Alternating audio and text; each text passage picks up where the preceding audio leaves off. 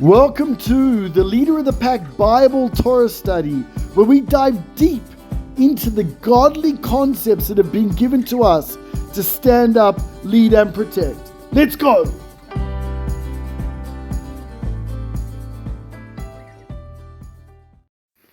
Well, it is not like us in Leader of the Pack to shy away from some controversy, so we're going to delve right into it. We're fast forwarding 6 days and God says, let us make man. Now, I know Leader of the Pack is made up, thank God, of so many different men with different belief systems, including how to interpret this line. Who is the us? Why does God in any way, shape, or form need to join with anything else in order to create the world? And I don't want to delve down into what the different opinions are. We all know what the different opinions are. But I'd like to make a suggestion of what this actually teaches us, because it's important here on the LOP Torah Bible study to learn practical lessons. So whoever or whatever God is referring to in the us, we don't need to discuss right now. Not that we're afraid of that.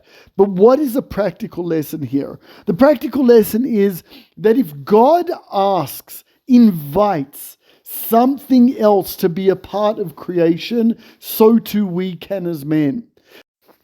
I'm told every so often when talking to people about LOP, inviting them to come to an event, inviting them to be a part of the brotherhood, no, that's not for me. I'm a lone wolf. I do things by myself.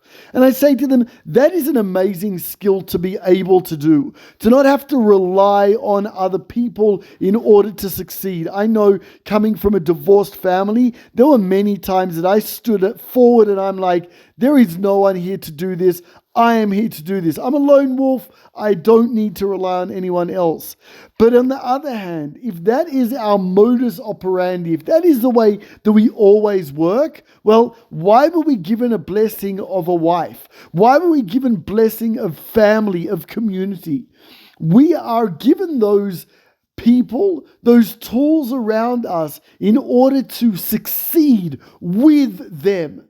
If God can ask or invite in to His creation, even more so us as human beings, as mere mortal men, have the opportunity to invite other people in to our vision, other people into our picture. I'll give you an example that happened a few years ago for my family. We wanted a pool. We wanted a swimming pool. Over here in Israel, it's very hot during the summer. And I thought to myself, well, I could just say, yeah, we'll get a swimming pool when we can afford it. When your father decides that we can afford it, that's when we'll get it. Or I could make my family part of the picture. And I set a goal for us that if we reach X goal as a family, each time we reach the smaller goals to get to that bigger goal, we will put money away in order to afford that swimming pool.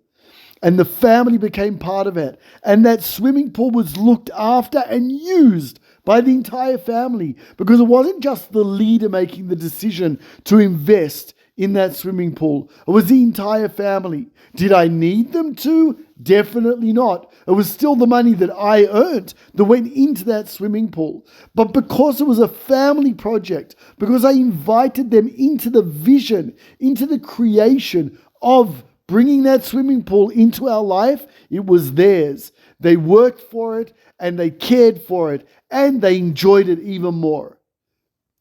As I've said earlier on, yes, it's a great skill to be able to be a lone soldier, to be able to be a lone wolf, but it is not our modus operandi that we will best succeed in. We need to be humble enough to invite other people into our world, other people into our vision, other people into our goals, not only for ourselves, but them too.